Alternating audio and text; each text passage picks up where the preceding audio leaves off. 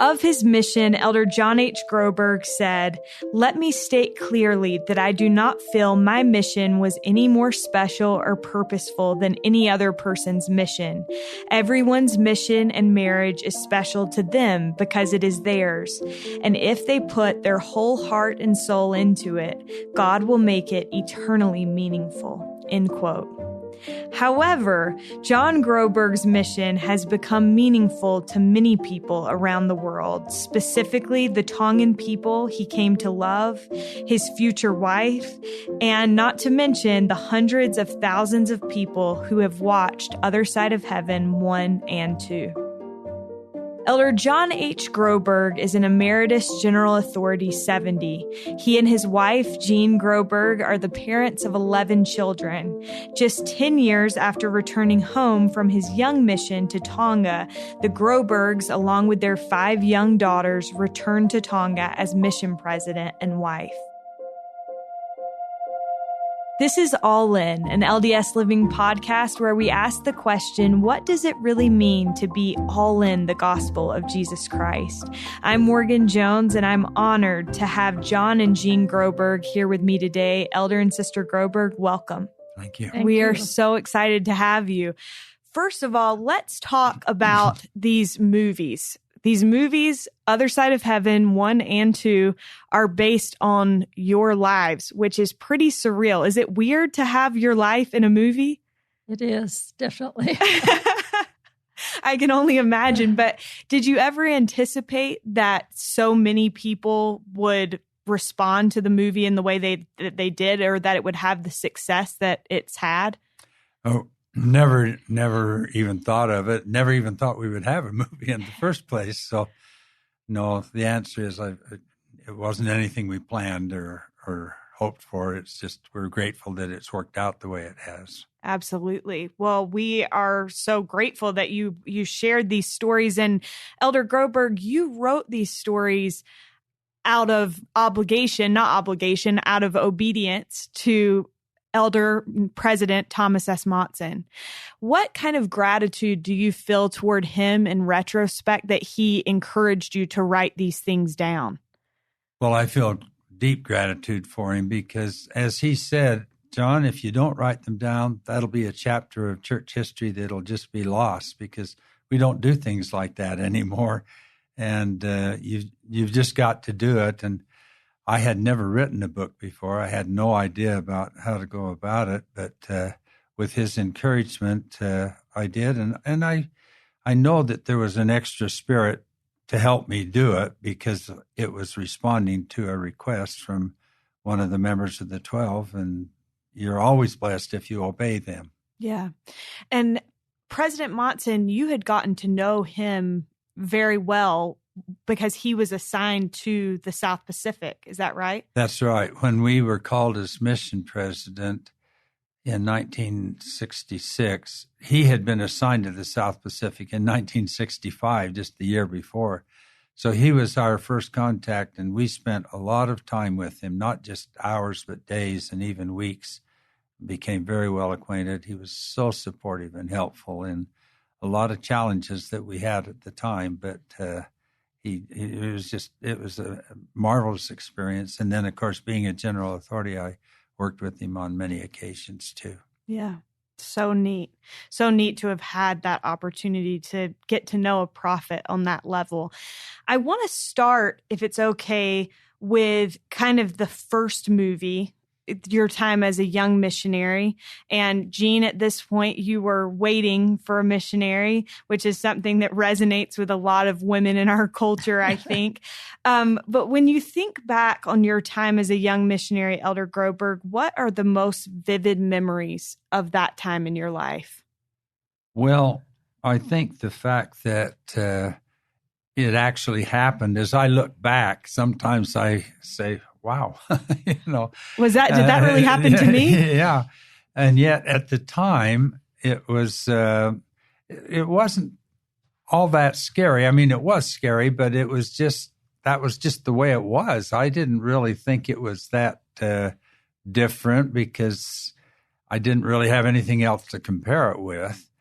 But I grew up in a farming community in Idaho, and we were just taught that you do what you commit to do, and you don't ever say that's too much or I'm not going to do it. That, if they assigned you 2 rows of sugar beets to hoe, you did them, even though you were tired after the first half of the first row. You just did it. It was during the Depression and the Second World War. And I think that was sort of my attitude. I mean, we had a lot of horrendous experiences as you look back.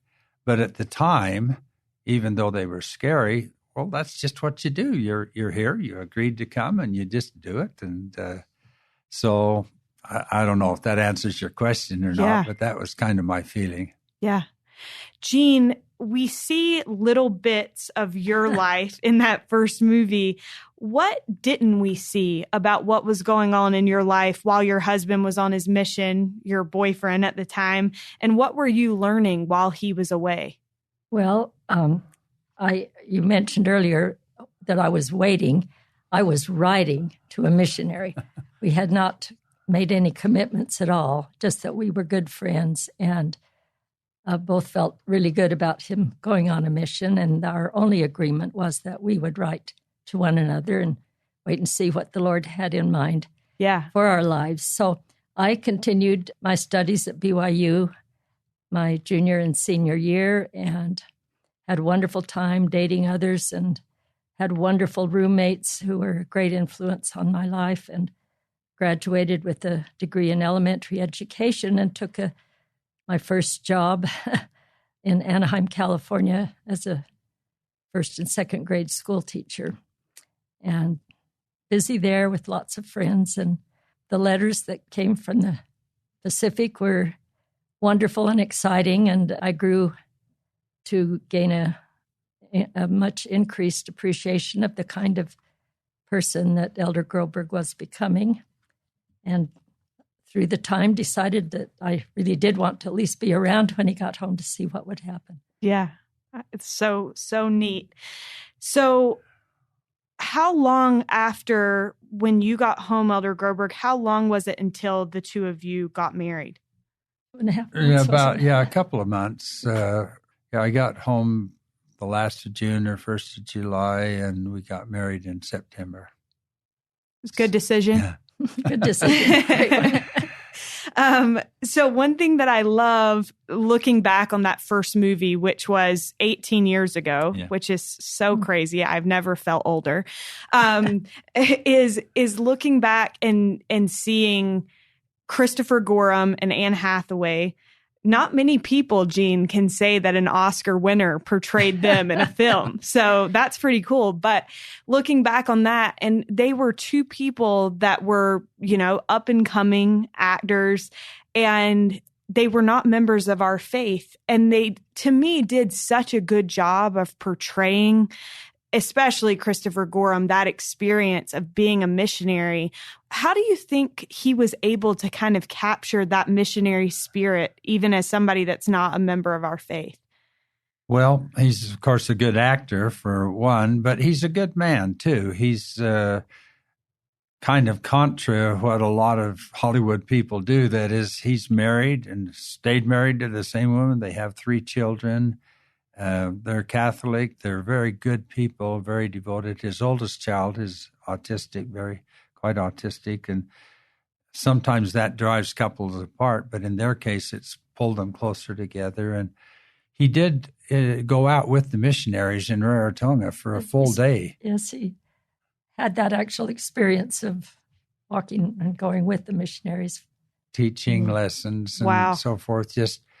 But I think we have to acknowledge that there are a lot of good people that aren't members of the church, and they have good, high moral standards. And I think he just, I don't know. One thing, he fell in love with Feki, just the part as he read the book and read the script. And when you asked about my first mission, one of the things that really helped me a lot was Feki himself. I just felt like there was someone I could rely on and help. And I got the idea that Chris got that feeling, Chris Gorham, that, here's here's a really good man. And so that's about all I can say. I don't know if Jean might say something on. Well, they called us before starting to do the shooting and asked questions, and both Annie called me and Chris talked to John. And, they were both sincere in wanting to get the feel and the spirit of the people they were portraying. So that's so neat. And you were able to meet them on the set. Have you kept in touch? I think you have kept in touch with Christopher Gorham.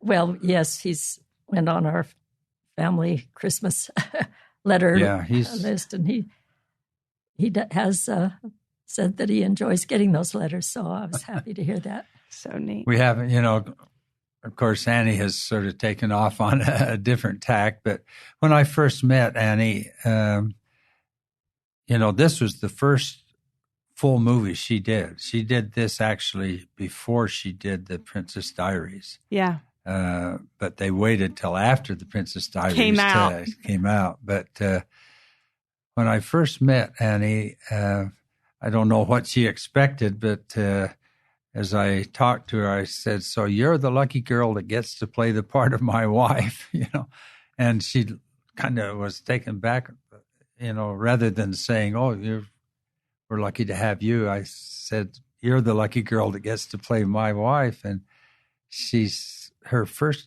comment, she just looked for a while and then says, "You really love her, don't you?" And I said, "I sure do." And I think she felt that and kind of tried to convey that. Yeah. Well, they both did an incredible job. You mentioned Feki. For those listening, Elder Groberg, who are not as familiar with your story, who is Feki? Feki was my first companion. When I arrived in Tonga, it took me 3 months to get there. That's one of the reasons it was a 3-year mission, is because they didn't start counting the time until you actually arrived in the mission field. Now they count it when you go in the MTC, but we didn't have an MTC in those days. But the mission president assigned me to go to the farthest island away from church headquarters there in Tonga, Untitled Chapter, which is closer to Samoa than it is to Tonga, but it's part of Tonga. And he assigned me to go with Feki Bo'uha as my first companion. Feki was not a full-time missionary. He was a building missionary. He didn't even hold the Melchizedek priesthood. He was a priest. In those days, they didn't ordain people to the Melchizedek priesthood until they were married. In Tonga. In Tonga, yeah. But he turned out to be just a perfect companion. He didn't know the discussions because he hadn't been a missionary, but he knew the gospel, and he had a strong testimony. But the main thing is President Coombs, who was my mission president, assigned him, and I said, "You protect Elder Groberg. Don't let anything happen to him," And boy, he took that to heart, and I felt it. There were a lot of challenges, but Feki he was my first companion. I hear of people that get tired of being in an area for several months and the same companion. Well, I was on Untitled Chapter for 13 months with Feki, the same companion, for 13 months. So I don't have much sympathy for people that complain. It was wonderful. Yeah. He was wonderful and very, very strong in the church and in his testimony and in his ability to protect me and to help me. Yeah. And I grew to love him just through the letters, through comments that John would write in the letters about the things that Feki would do and say. And unfortunately, he married, and they had a couple of children, and then he got cancer and died in his 40s. So I didn't really have a long association with him afterwards. Yeah. Were you able to meet him, Jean, when you all went back to Tonga? Okay. He was at that time, he married a girl from Niue Island, which was part of our mission, but not part of Tonga. And we went there and had the opportunity to meet Feki and Foley, his wife, and little Joe, their little boy at the time. That was one thing I wanted to kind of ask about. You heard in letters all about Tonga. It was this place that I'm sure you couldn't even totally wrap your head around. And then Elder Groberg comes back. This second movie focuses on your time as a mission president in Tonga. Jean, for you, when you first got there and were able to meet the people and see the place that you had only heard about in letters, what was that like for you? Well, I was pretty excited as well as a little scared. Of course, worried about being able to communicate, not knowing the language very well. But I was thrilled because I had gained a great love for the Polynesians and specifically the Tongan people through the years of writing Dear John letters. Had an opportunity to meet just a few of them when I was at BYU, a few Polynesians. And actually I joined what was then called the Kiora Club and participated in the Polynesian type activities my last 2 years at BYU. So it was wonderful to be there and see for myself. I was thrilled for the opportunity and gained my own love and appreciation for the goodness of the people, their helpfulness, and their great faith. So neat. Elder Groberg, what did it mean for you to be able to go back to Tonga this time with your family and be able to share that experience with people that you love? It was wonderful. I just enjoyed every moment of it, even though, again, we had huge challenges health-wise and just physical, to get to the islands. There were no airplanes and cars were very few and far between, but the sailing and we did have motor boats this time rather than sailboats when I was there the first time as a young missionary. But still, the seas are rough and there were lots of big challenges. But again, the faith and the courage of the people and the support of President Monson, Elder Monson at the time, and Elder Hunter took over the last year or so of our time there. But I just felt good, solid support from the people and from the leaders of the church and from the members, and we had good missionaries. It was, there were a lot of challenges, but you can handle challenges if you feel like you have good support. Absolutely. I want to talk a little bit about some of those challenges. One challenge that you faced while you were there, your baby got sick. And you, Jean, had to come back to the United States with the baby, leaving your other children. How many other children? Five other daughters, children. Yeah. With Elder Groberg and President Groberg then in Tonga. What was that like? I imagine a full range of emotions. Well, that's so true. It was a full range of emotions. Gratitude being one of them, because we were grateful that we were now going to be able to get the help that was needed to find out what was wrong with the baby, why he was so sick. And that takes priority. You've got to do what has to be done. And gratefully, I didn't have to face the trip all alone. John's mother, my mother-in-law, had come down to be there when the baby was born. She's a great woman and wanted to always be there when her grandchildren was born to be helpful. And so she came all the way to Tonga. And as the baby got sick, she delayed her trip back and kept back, and then he'd get well and she'd almost be ready to go, and then he'd get sick again. And so she was there and made the trip home with me. That isn't shown in the movie, but that was a great blessing to have her by my side. Yeah. Knowing the good Tongan people would be helping with the girls there, and knowing I had the support of my parents and John's parents at home. It all works out. As he said, you just kind of take what's in front of you and move forward, do what has to be done at the time. Yeah. Elder Groberg, did you feel quite a bit of responsibility having 5 girls? I'll have to tell you a funny story. After Jean had been gone for a couple of months, of course, I was anxious to have her go because that was the opportunity for our son to live. It turned out that he had a congenital kidney problem that they would have never been able to detect in Tonga, but with sophisticated equipment here, and they were able to operate and get him stable, but they had to keep him here because he was not in a good position. They couldn't operate until he was about 2 years old to make the final corrections, which has allowed him to live. So when Gene had been here a couple of months and that finally all the tests were in and said, no, he can't come back, but he can stay here.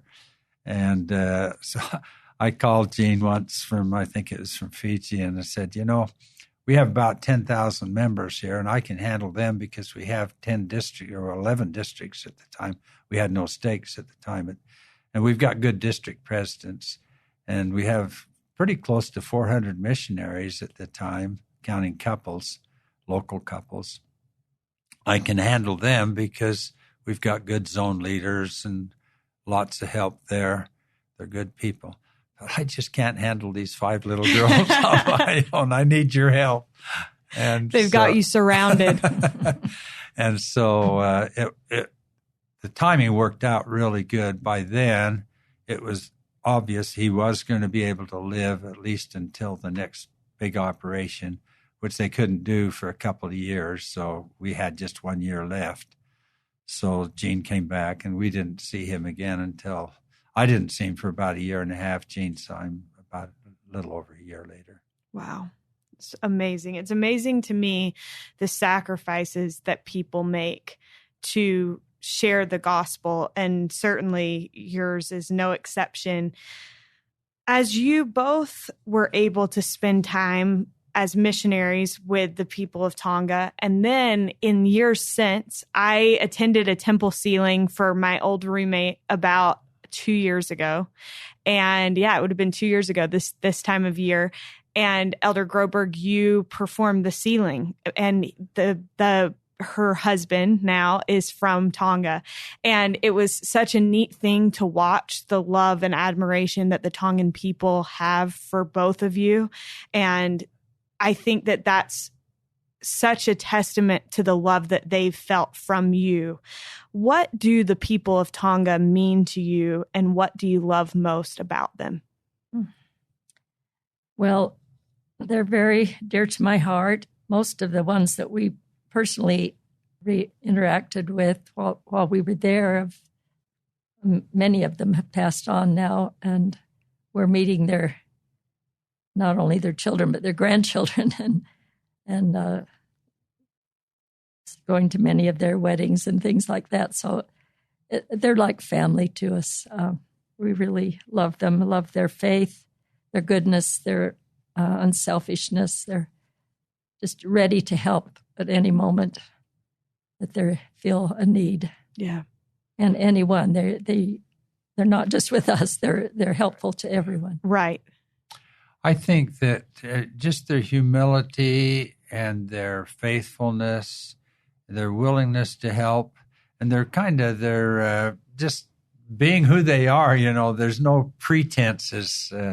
That's one thing that I really love about the Polynesian people generally, and about the Tongans specifically. Of course, there are individual exceptions, but as a group, they really don't put on any airs that that's who I am and this is what I'm doing, and they have what they call, every once in a while, they have what they call loto puna, which means they just jump out of themselves almost with excitement and so forth. And sometimes that's for good, sometimes it's for not so good, but they're just very genuine and very honest and very helpful and loving and kind. And again, just this is who I am. Yeah.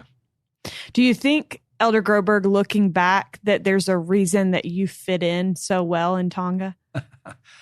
That's hard to answer, but I think one of the reasons is that they have a great deal of desire to help other people.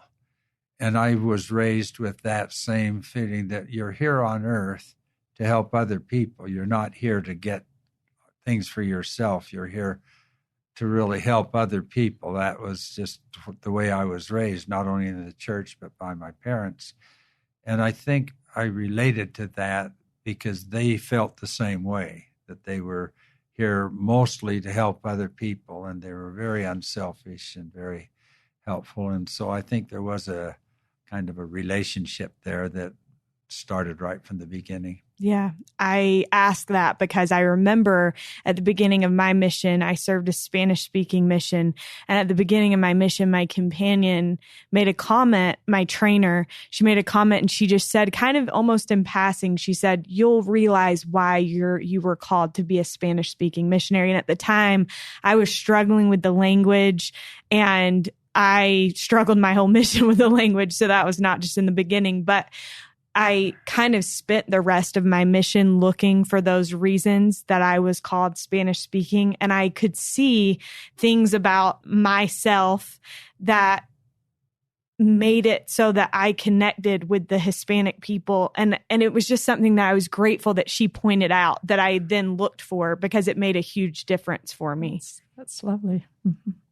Another thing that I love that in the movie is portrayed is this kind of the way that the entire Tongan community, regardless of their faith, kind of rallied around your family during this time. And I think that that's such a beautiful example. I think sometimes we do ourselves such a disservice when we place up walls based on faith or whatever, these divisions that keep us from serving. And I think that that example in the film of the Tongan people's love and rallying around your family is so beautiful. What can we learn about that experience? What can we learn from that experience about serving people and loving people? Well, that's what Christ asked us to do, to love one another as his example of loving us. And I think the Polynesian people, it's just part of their DNA almost. It's just their culture, their putting that into practice. It's a great heritage, and I think that we all need to try that and need to put it into practice. Absolutely. Yeah. And I think that it's more than just our family. It's kind of their way of life. That is, if there's a Wesleyan church being built, the Mormon or the members of the Church of Jesus Christ of Latter-day Saints and the Catholics and others help. If we're building a church, they'll help. If someone's sick here, they'll help. There is tension between religions, as there is anywhere. Most places, but that is superseded by their desire to be helpful. And so I think there is a great, great lesson for us all to learn. And I think President Nelson and the church leaders today are saying that same thing. Hey, if people need help, it doesn't matter what religion they are, we're going to help them. Right. And I think that's really part of the Tongan culture, part of the Polynesian culture, that we're here to help. And I think it goes back to what I said earlier, that I was just raised that way, that's why we're here on earth. It's to help. And I really loved the way President Monson, of course, was so willing to just help whenever we had challenges and like they had hurricanes or different things. Boy, he was right on. What can we do to help, as the church? And our chapels are so often used as when there's hurricanes or earthquakes or things of that nature. A lot of the other structures are blown away, but the church is there. And he says, don't even hesitate. Just invite them to come in. And so I think that's my feeling anyway. Yeah. That's one lesson we can all learn, not only from the Tongan people, but from our own leaders and from the Savior himself, as Jesus said. Yeah.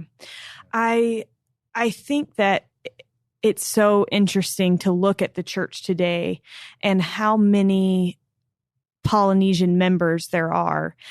We had the chance early this year to travel to Philadelphia, and we were able to meet with Vaisa Kahema, and he told us all about his experience of his family going to the temple and the sacrifices that they made. And when you hear him tell his story, it's like impossible not to feel emotional, because you just feel the fire of their faith, quite literally. What do the Polynesian people mean to the Church of Jesus Christ of Latter-day Saints? I think they're a great example, as has been expressed, that we need to use their open, loving ways to help one another and to reach out. And you can go almost any place in the world now and find a Tongan. We had one of our grandsons served in the French Leon mission, and in his first area there was a Tongan family living there. He was there as a rugby coach, and they'd gone inactive in the church. And when they met our grandson and found out his connection to Kalipoki, they were able to work with him and got the family active. But almost any airport in the world you can go and run into. So their influence is all over the world now. Elder Groberg and Jean as well, what if you could say one thing? I imagine that we probably have, because you talked about their faith. They're remarkable. The Polynesian people, their enthusiasm for the gospel is so inspiring to me. I'm sure that we have a lot of people that are Polynesian that listen to this podcast. If you could say one thing to them, specifically maybe saints in the Pacific Islands now, what would you want them to know? Well, I would say honor your heritage. Don't forget that who you are and who you represent as people of great faith.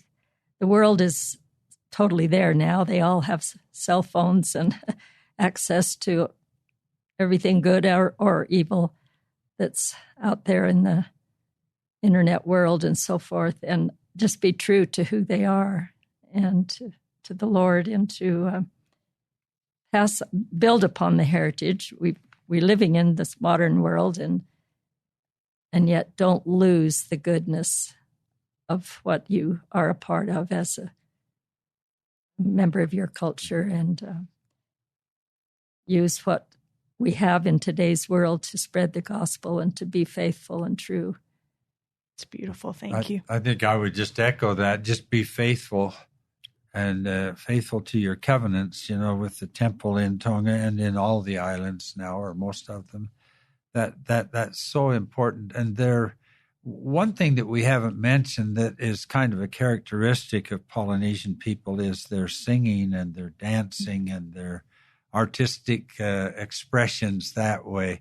Sometimes it gets a little bit exuberant and so forth, but I think that's part of the heritage of every once in a while when I read through the Book of Mormon, it talks about things that all of a sudden, oh yeah, well that was like a Tongi Lau Lau, or that's like when they were all worked up about something or another. And I think just maintain that enthusiasm for life, but mostly your enthusiasm for being faithful and for singing praises to the Lord and keeping your covenants. And if you'll do that, you'll not only succeed in life, but you'll be the light that the Lord intended you to be to help others. Yeah. I had the chance this year to go for the first time ever to the Polynesian Cultural Center. And this is a non-sponsored plug for the PCC. It's amazing. I had no idea what that was like, but what an experience. And you mentioned, Elder Groberg, the chance to draw people to the gospel, to Jesus Christ through the light that is so evident. I think that was the thing that amazed me there. Is it's like Disneyland, you're like being cow herded through this place, and there's so many people there, and they're drawn to it because of that light. There are no rides, but it's all about their culture, the Polynesian culture. I imagine that, speaking of drawing people to the gospel, I imagine that there were a lot of people that have seen these movies, specifically the first one, that have been drawn to the gospel because of your story. Have you heard any stories from people about that? Thousands of them, yeah. It's just constant. And as you mentioned, it's been 18 years, and there's still people being influenced. But yes, many. I wouldn't want to, I couldn't get into specifics, but I would say one of the things that has really made me feel good and made me recognize that doing what President Monson wanted us to do has its own reward. Whenever you're obedient to the prophets, the Lord uses that to make good things happen. And the number of people that have served missions that have told me, I really wasn't planning on going until I saw that movie. Or I remember one young man in Northern California. He said, I was not active in the church. He'd been baptized, but in fact, he drifted way away from the church. And he said, he was not living the commandments and was maybe on some things he shouldn't have been on. But he said, I just ended up just went to a movie and didn't even know what it was, and it ended up being The Other Side of Heaven. He said, I just sat there on the back row, just by myself in the dark.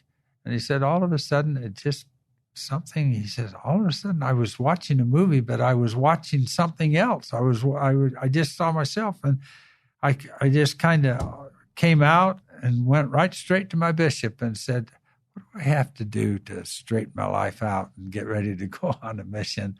And, and of course, a lot of people joined the church. We had a letter from a lady in Texas really not this long ago that said that she had just gone. It's been a few years because I think she said there was back in the days of when there was a Blockbuster video store. She just went to get a video, and someone said, I want a family video, and said, try this one. And so she did, and her and her family just loved it. And just a few days later, just through the neighborhood, she saw a couple of young men on bikes and said, hey, you look familiar. Come on. And anyway, it ended up that she would join the church. But yeah, there are literally thousands and thousands of stories like that. Remarkable. Well, you both are just such a joy, and it has been such a treat to have you. Before we wrap up, my last question for you both is, what does it mean to you to be all in the gospel of Jesus Christ? Well, I am grateful to have been born to faithful, hardworking, loyal, good parents who taught me from the beginning that this was the way of life that would be happy and right and good. And I really know no other way except through watching friends and some other family members that have tried other paths. And I'm just so grateful for that beginning and grateful for the testimony that's grown through the years, strengthening that desire to build my life on the foundation of the Savior. We have at home a little, what we call Grandma and Grandpa's rock garden. We had a time with the grandchildren and the great-grandchildren as they've come along, where we sing the song, "The Wise Man Built His House Upon the Rock," talk about it is the rock of the Savior, Jesus Christ, that our lives will be happy if we'll build on that foundation. And then they each put their name on a little rock and put it in our little basket of rocks. So cute. I love that. But that is the only way to happiness. And I'm just grateful to have that, to have been born in the covenant and to have a wonderful priesthood holder as a companion throughout eternity, and special, lovely children, and grandchildren, and pray that they will always build their lives upon the rock of our Savior, Jesus Christ. Thank you, Jean. Well, I think I echo what Jean said. I think if I were to say one word, it would be obedience. Just be obedient. Obedience brings forth the blessings of heaven. It just simply does. That, and to be all in means no strings attached. You're with all your might, mind, and strength, and just do it. Just keep your covenants and don't quit. One of the things that I've kind of noticed about a lot of the younger generation now, it seems like quitting is an option, I'm just not going to do that because we live in a world that is there's so many options. Oh, I don't like that. I'm going to do this. Well, there really aren't a lot of options about the gospel. You either live it or you don't, and you don't quit. I think trust in God, trust in his servants, follow the leaders, just believe and just do it. I don't know quite how to express it any better than that I just know from personal experience that, yes, there are lots of challenges, but as Alma told his son Helaman, the Lord will be with you through your troubles, through your trials, through your afflictions. He'll be there. And so we're all going to have troubles, trials, and afflictions. The question is, do we want to have someone to help us through them or not? Or do we want to just do it on our own? I can testify that it's a lot better to have the Savior on your side, and he will get you through. I've been nearly drowned. I've been nearly starved. I've been just all kinds of things. But the Lord's brought me through them, and he will. He will everyone. And so that's my testimony, is that he is there and he is able to help us, not only able, but wanting to help us and will help us. And so just dig in and go. Don't have quitting or not. I don't like that. Don't have that as an option, because that will lead you to unhappiness. And happiness is having faith in the Savior and following him. Thank you both so much. Elder Groberg, thank you. Jean, thank you so much. And it has been such a pleasure to have you. We are so grateful to John and Jean Groberg for being with us on today's episode. You can watch their story in the 2 major motion pictures, Other Side of Heaven 1 and 2, which are both available on DVD at Deseret Book now.